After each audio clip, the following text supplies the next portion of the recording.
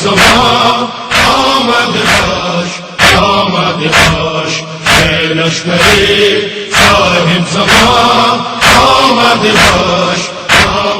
ایک طالب علم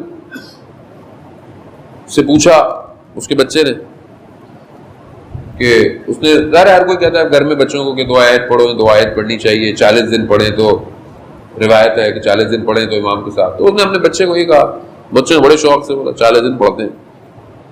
بولے 40 دن پورے ہو گئے. تو کہہ رہا پھر کیا ہوا، دوبارہ پڑھو.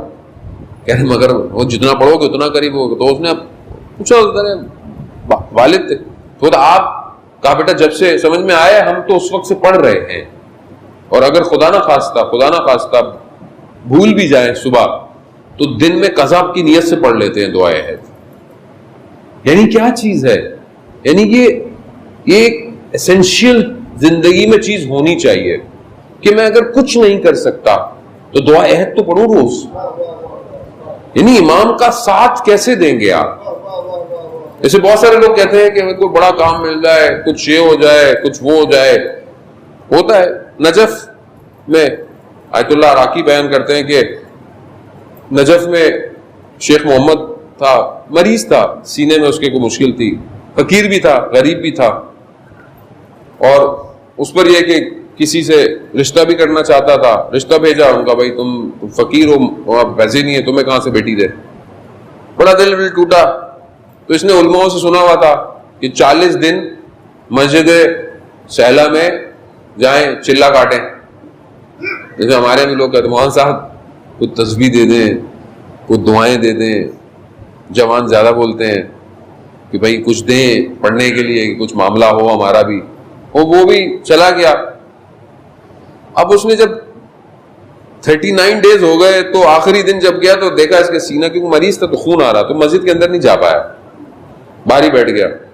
تو اپنے ساتھ قہوہ لے کر آیا تھا. اس نے بولا سردی بھی ہے، میں آگ لگاتا ہوں، قہوہ بھی پیوں گا اور گرم بھی ہو جاؤں گا. مسجد دیکھی اس نے، مسجد خالی، اندھیرا. 40واں دن ہو رہا ہے، کوئی امید ہی نہیں ہے، کچھ ہے ہی نہیں. تو ایسے میں دیکھا کہ کوئی عرب آ رہا ہے. اب اس نے سوچا کہ یہ کوئی برابر والا ہوگا، اب جو میرا ایک قہوے کا گلاس ہے وہ بھی یہ پی لے گا، مجھے وہ بھی نہیں ملے گا. خیر وہ آیا تو بولا کہ کہاں سے ہو؟ تو اس نے سوچا کہ یہ یہاں کے، تو پھر اس نے سمجھا کہ نجف کا کوئی قبیلے کا ہے. پوچھا، اس نے بولا نہیں. سارے قبیلے گنوا دیے، نہیں ہے. تو اس نے ویسے طنزیہ بولا کہ مطلب تم پتہ نہیں کون سی جگہ، ایسا لفظ بولا کہ جس کا کوئی مفہوم نہیں تھا. تو وہ شخص مسکرا دیا، تبسم کیا. تو پھر اس نے پوچھا کہ تم کیا کر رہے ہو؟ آپ ویسے بھی سارا ٹینشن میں. تو اس نے بولا بھائی آپ کو کیا ہے، مطلب کیوں بتاؤں میں؟ کہہ رہا ہے آپ کو کوئی فائدہ نہیں ہوگا. کہہ رہا ہے نہیں، اگر بتا دو گے تو نقصان بھی کوئی نہیں ہوگا. تو جب اس نے اخلاق دیکھا تو اس نے پھر درد دل بیان کرنا شروع کر دیا. تو اب اس نے بولا کہ یہ میری یہ نہیں ہوتا، وہ نہیں ہوتا، یہ نہیں ہوتا.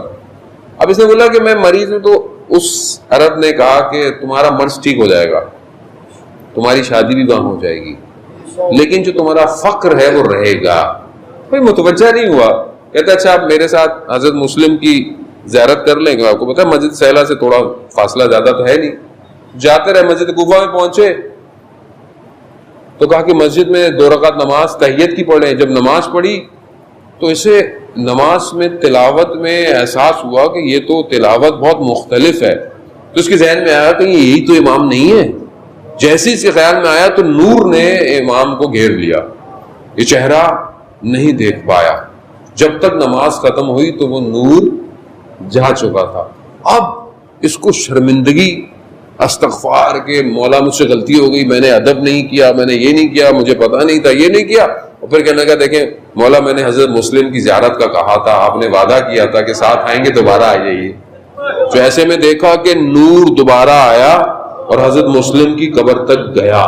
یہ وہاں گیا، پھر اس کے بعد وہ نور چلا گیا. اس نے بڑا گریہ کیا. پھر بہرحال اس کا مرض ٹھیک ہو گیا، اس کی شادی بھی ہو گئی، لیکن فقر رہا. عزیزان محترم، ایسا نہیں ہے کہ ہم کہتے ہوں اور امام تک بات پہنچتی نہ ہو. ایسا نہیں ہے.